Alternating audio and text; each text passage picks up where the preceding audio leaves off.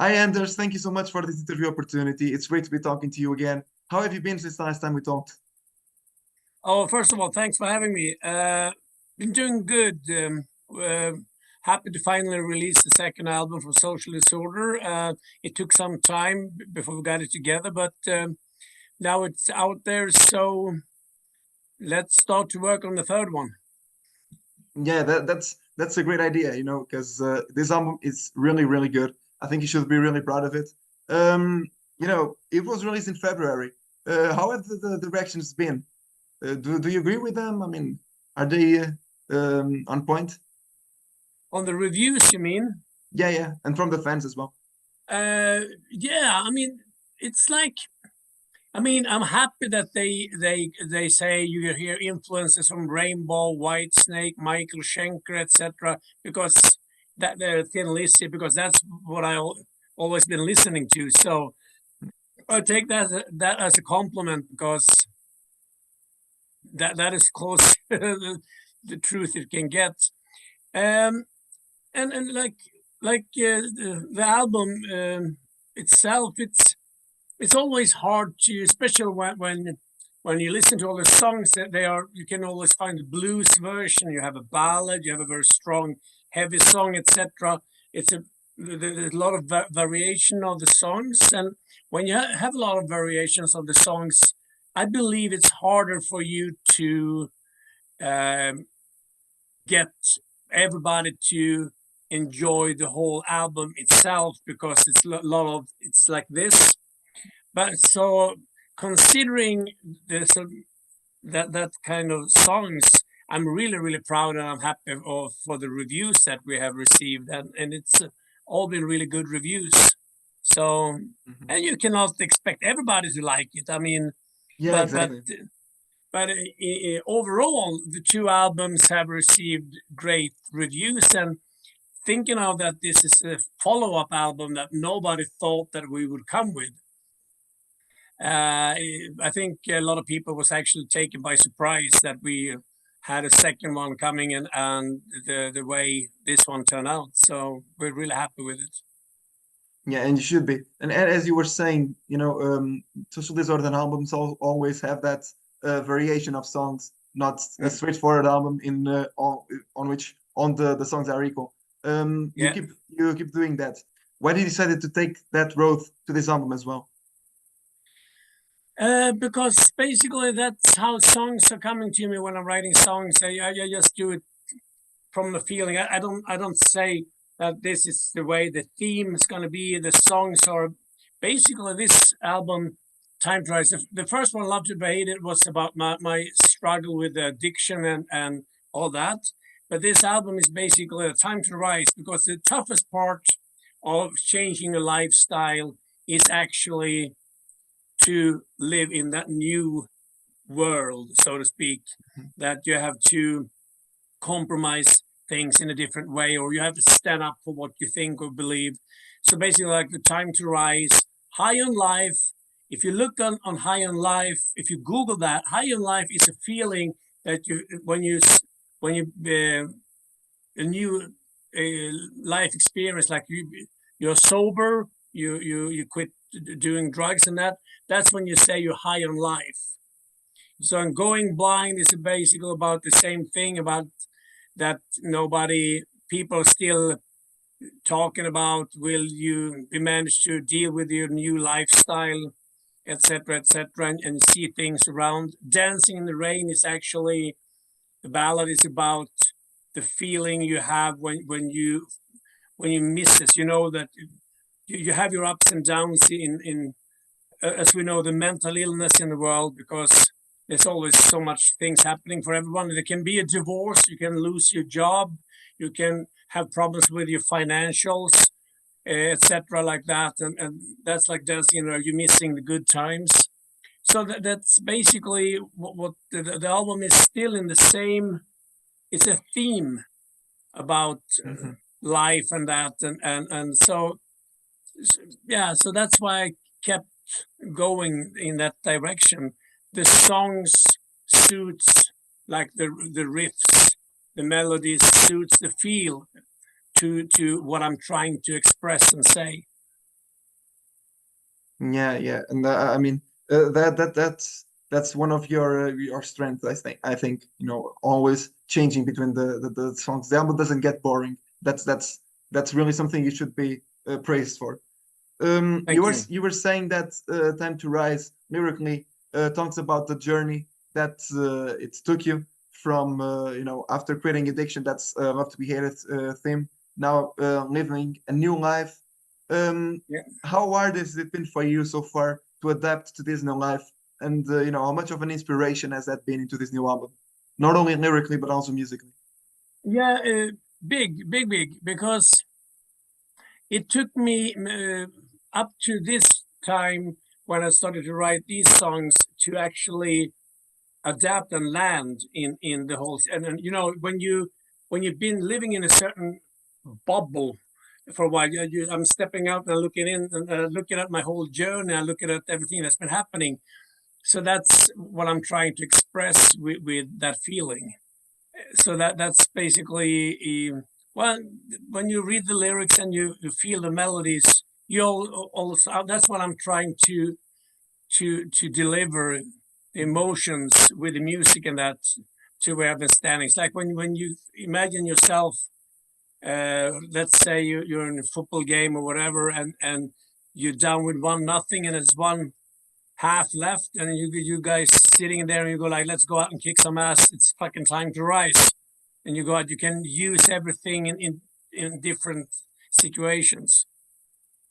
Yeah, and it's been a very personal album for you, like the previous one. I can see that. Yeah. Now, when we talked back in 2021 about Love to Be Hated, you said that the follow-up to that album was going to come shortly after, maybe during the next year. Yeah. Yet 3 years have passed by. What happened? Why did it take you so long to write this album? The album was recorded and was recorded in June 2022. It was the mixing process that took time. That's what was holding us back. And then after it was mixed, it goes to the record label, and then they decide when it's going to be released. So that was the whole process. So the actual whole album was recorded in June 2022. We started to record it in September 2021. Yeah, and so after so much time, you must already have some new songs to be released again. Yeah, I got two songs that we're planning to start instead of having this long break. We have two songs that we're gonna release as singles in between now, and then I have written the third album already now. So I'm just starting to do the work on it. Yeah, how does it sound so far? Uh, it's it's uh, I think I can release it and be proud of it. Yeah, I would definitely say it will stay in the same area as the other two. And I know now that the third one is going to be really tough to because it's going to be compared to Love to Be Hated and Time to Rise. It's going to be really yeah, tough. yeah. It's gonna be tough. The third album is always very important for a band. Did you feel that while writing the songs for that or for what you have planned so far? No, I don't think about it because I think that if I start to think like that, I know that I'm going to start to compare things, and when you start to compare things, when you feel it here that it's good, then you know you can leave it, and then you can just take the next one. So it's basically when everything feels good, then you know it's good. So it's just so. So I think you're going to like the two singles that's going to come out. Um, so we probably will do some videos to them, but we'll see what's happening. Yeah, and But there's no stress. those two aren't included in Time to Rise, and aren't going to be included in your next album. It's going to be in the third album. Yeah. Ah, okay, yeah, okay. So I can't wait to listen to them. Yeah, it's going to be it's good songs. One party song and one power rock balladish thing. So Yeah, I mean, you already got us used with very different styles. Almost power metal sometimes, even when in Love to Be Hated. I mean, there's some songs that really almost cross that border. So I mean, can't wait to see what you are bringing up next. No, that's good.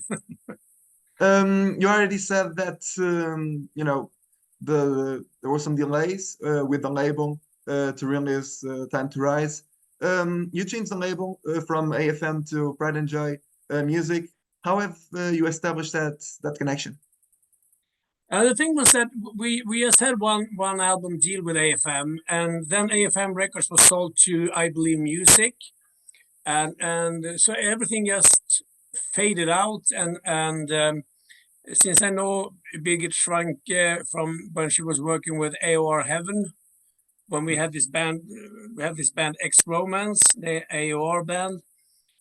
So I just reached out to her and sent her the songs, and she was interested. So that was like how that happened. Yeah, and how was it to, AFM is a very much more renowned and well-known label. How was it to change from AFM to, a smaller label like Pride and Joy? Yeah, I don't see there was like no big difference actually because uh, it's all about now. It's here's the thing with the scenario with social disorders. If when you release an album, it would be very good if you can go out and play Yeah. and be seen on stages. But we're not in that position because of the fact that everybody's doing their own thing with LA Guns, Quiet Riot, etc. So that's one of the reasons you don't see any difference. It's all about being out there and having a good time. So we see what happens. Yeah. Now that you mention it, it would be great to see you play some shows. What have you planned right now? I mean, is it going to be possible to see some social disorder shows in the future? To be honest, I cannot tell that because uh, if if we would be asked to do something, this has to be a lot of planning because of Elegance is touring 100%, and that's Tracy and Sean's number one project. The band, that's Tracy's band, and Rude is playing a lot with Quiet Riot, for instance. I've been asked numerous times if me and Thomas could not consider other musicians and do it, and we don't feel comfortable to. I mean, we have Rudy and Tracy are a big part of the sound as well in this, and with also with Leif and Dave Stone on the keyboards. Uh, so we have never thought about it, but who knows? Who knows? We never know what's going to happen. But it's not something that we discuss. Nope. Yeah. Okay. So probably not in the near future. But if the chance comes to come to Portugal, don't waste it. I'd love to see you here, talk to you personally. Would be great to meet you in person. And Absolutely. yeah. Now going back to Time to Rise. Um, how was your composition process for this album? Yeah, but it's the same thing all the time. I just pick up the guitar, I get a riff in my head, I do the riff, and then the melodies comes, and with the melodies, the lyrics comes by itself. It's and I do the recordings here, like rough guitars with a drum machine. Sean adds the real drums on it, and then we then Trace adds the guitars on top of that. Then Rudy do the bass, and then we have Dave Stone doing or Leif doing the keyboards. And I before that I had been like doing rough vocals, and then Tom was taking everything, and I do rhythm guitars, and that depends on where I'm standing. Yeah, it's that sounds like a great process. And Thomas is singing again. He's singing really really great. I mean, he's Yeah, all it's amazing. that soul that he puts into the song. That's really good. Really good. Yeah. Yeah, and I think that's why you chose him. Yeah, I mean he's that guy is just dynamite. He can when the first song I ever heard of him, like I mentioned before, was "Dreaming" when from "Love to Be Hated." When I sent him that, and he sent it back, and I go like, "Holy smokes, this is like unbelievable. This guy is not for real." And but the thing was that, and he's totally the right guy for it, and he's got the right feel to it. Um, he can really carry the songs, and with this soulful thing he has, like on the song "Free Your Spirit," how he sings that song is like all the songs are different, but he just handles them like this. It's so smooth and it's great, and he's doing all the background vocals and all that arrangements by himself, and that is like mind blowing, totally mind blowing. There's no, I can say that there's no hard rock band or metal band that has these kind of background vocals and Yeah. background vocal arrangements that Social Disorder have. Yeah, and that's all thanks to him. And Yeah. you already have a stellar lineup with this one. A lot of other very renowned musicians. Have you ever, at the beginning of the project, have you ever wondered about getting also a renowned singer to put your songs to life? Nay, no, because the no the core is me and Thomas. So Yeah. that's no, that will never happen. Well, Anders, I think that's it. Thank you so much. Would you like to send Thank any you. message to your Portuguese fans? Yeah, I hope you guys enjoy the album as much as we do, and hopefully we never know. Maybe someday, sometime you guys gonna get some Social Disorder coming over to Portugal.